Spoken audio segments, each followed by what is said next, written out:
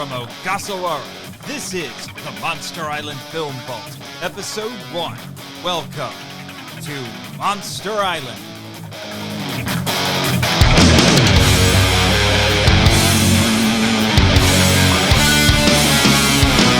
Hello, kaiju lovers, and welcome to the Monster Island Film Vault. I am your host, the curator of this prestigious film repository, Nathan Marchand. If that name sounds familiar, it's because I was the Season 1 co-host of Kaijuvision Radio, a podcast I created with Brian Scherschel, which I left because... What was that, Jimmy? Yeah, you're right. As my intrepid producer Jimmy from NASA has reminded me, I moved on from KVR to pursue better things, like a master's degree in English. And man, grad school was exhausting.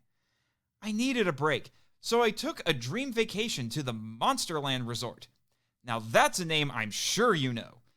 It's on one of the Ogasawara or Bonin Islands off the coast of Japan. Back in 1999, the world's kaiju were corralled here to be studied. Think of it as Jurassic Park, only with much bigger creatures. Sadly, there was that unfortunate security breach involving the key locks that led to near-apocalyptic levels of destruction around the world. But the island's board of directors learned its lesson. Security was tightened, and the name changed from Monsterland to Monster Island, since the first name sounded more like a theme park and not a scientific facility, and they didn't need any more Jurassic Park comparisons. Although they kept the name for the resort when they expanded into some commercial ventures to help fund the research on the giant monsters. So, I went to the resort to catch some rays and drink a few blue Hawaiians. Being able to see the monsters I'd watched in many, many films in their natural habitat was wondrous. I kind of fell in love with the place. That's why when I heard there was a job opening for a curator of the island's film vault, I carped that diem.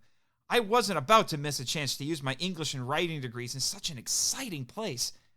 I visited the island's radio station, where I met Jimmy, a man who miraculously survived the infamous war in space, but he won't tell me how, or why he's working here and not at NASA, or why he doesn't look a day older than when he fought in that war 30 years ago. What the heck, man? International man of mystery, huh? Hashtag Jimmy from NASA lives. Anyway, he showed me around the radio station.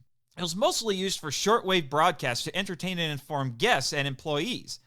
The old podcast bug bit me again, and I asked Jimmy if he'd be interested in helping me produce a new show about the films in the island's vault. He said yes, and now here we are. The tagline for this show is, a podcast seeking entertainment and enlightenment through tokusatsu. What do I mean by that? Well, any kaiju and or tokusatsu fan will tell you that those genres are undeniably fun and entertaining. The colorful creatures, the bonkers battles, the crazy characters.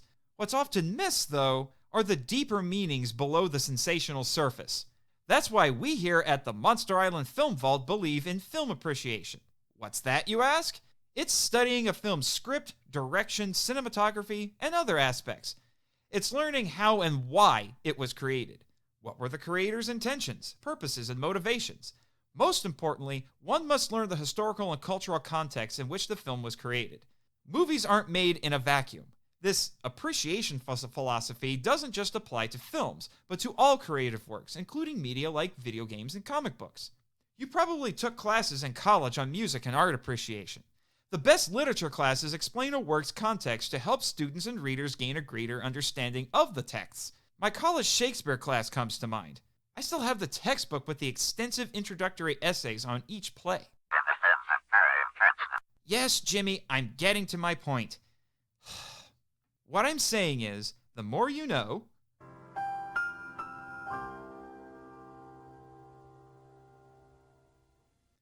the more you will enjoy and like whatever media you're consuming. This is especially true with classic and foreign films.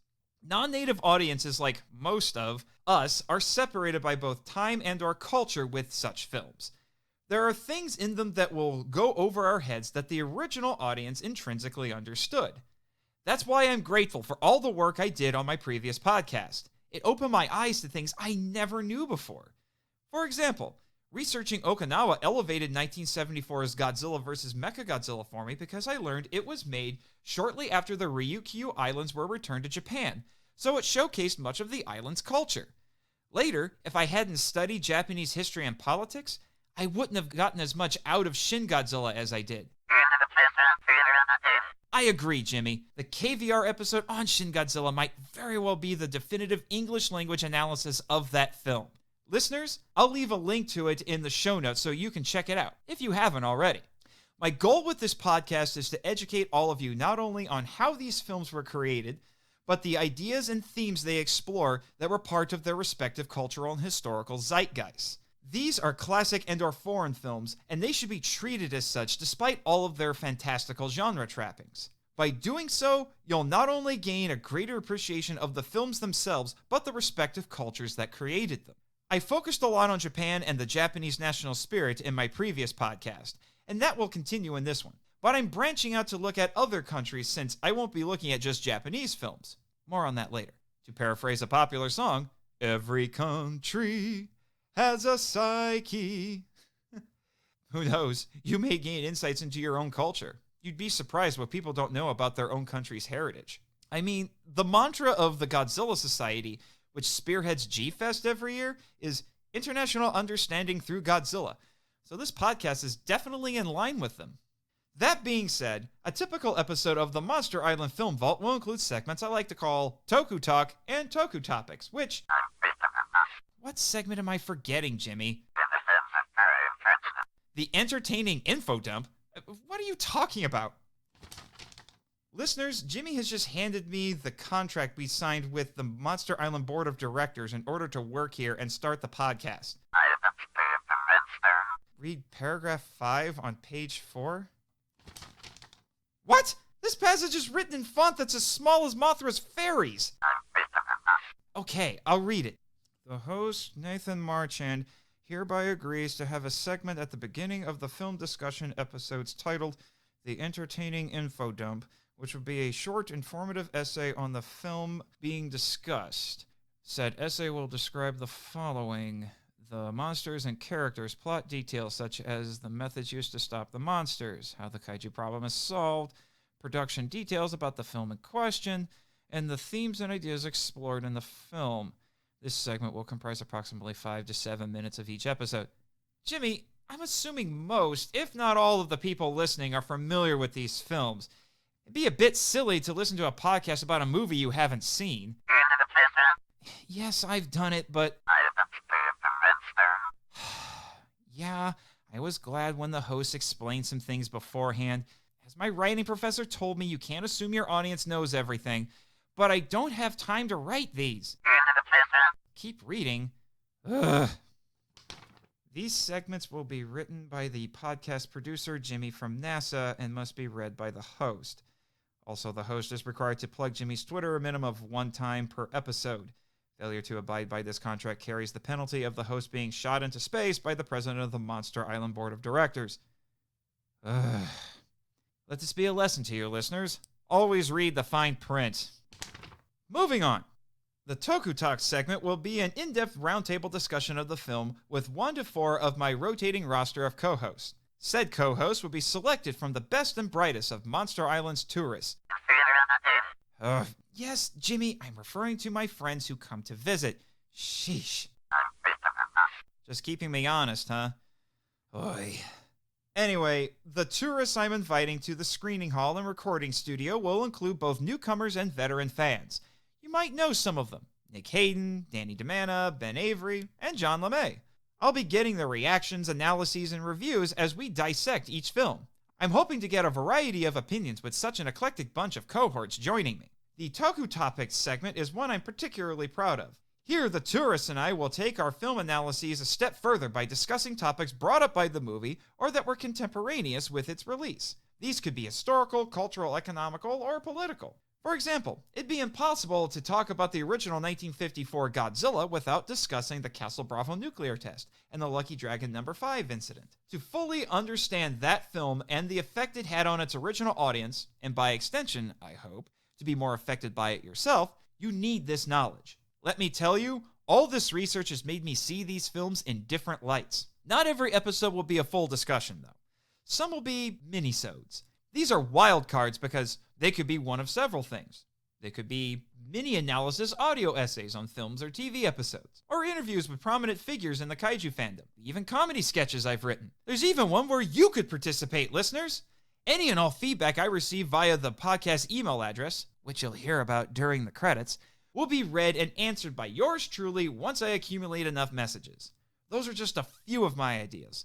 They'll be the sorts of things I wouldn't normally include in a full episode. Now that I've laid the groundwork, I'm ready to announce the subject of our first series of episodes. On KVR, I cover the Godzilla film series from the 1954 original to Shin Godzilla. Here, I'm going to start with the filmography of Monster Island's other most famous resident, the King of Skull Island, a not-so-gentleman who prefers blondes, the eighth wonder of the world, Kong!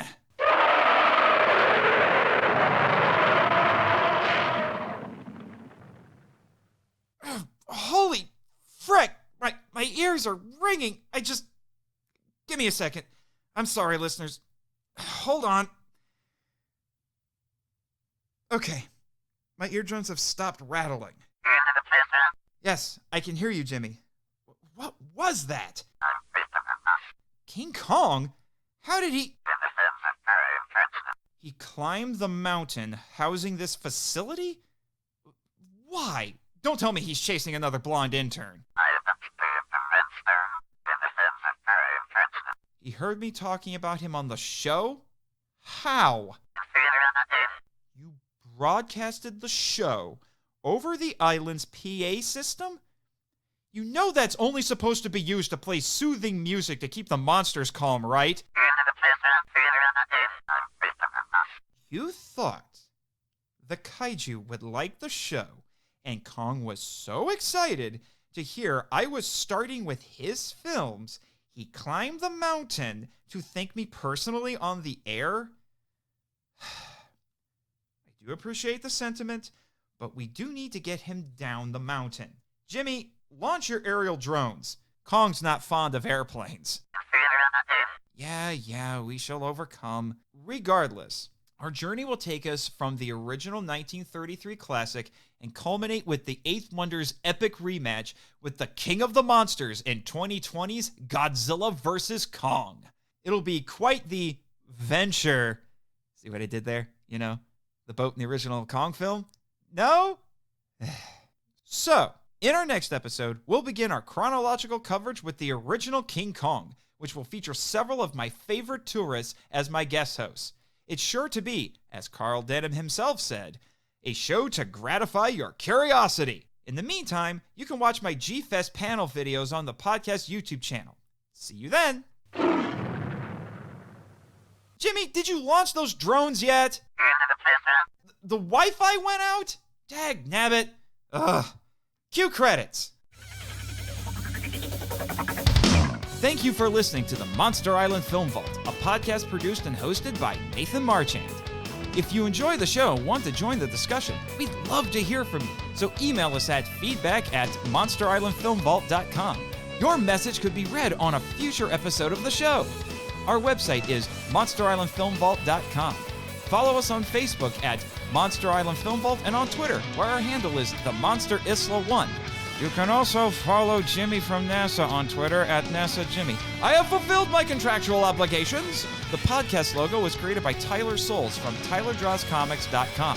Our theme song is Wander on the Offensive, live edit by B33J, Sarax, Juan Madrano, and Nonsensical Lexus, which is a remix of Counterattack, Battle with the Colossus, and The Opened Way, Battle with the Colossus by Ko Otani from the video game Shadow of the Colossus. It can be downloaded from ocremix.org. All film and audio clips belong to their respective copyright holders, and no infringement is intended or implied. The show is available on Apple Podcasts, Stitcher, YouTube, and other fine podcatchers. Please rate and review the podcast to help spread the word about the show. The Monster Island Film Vault is a Moonlighting Ninjas media production. Sayonara!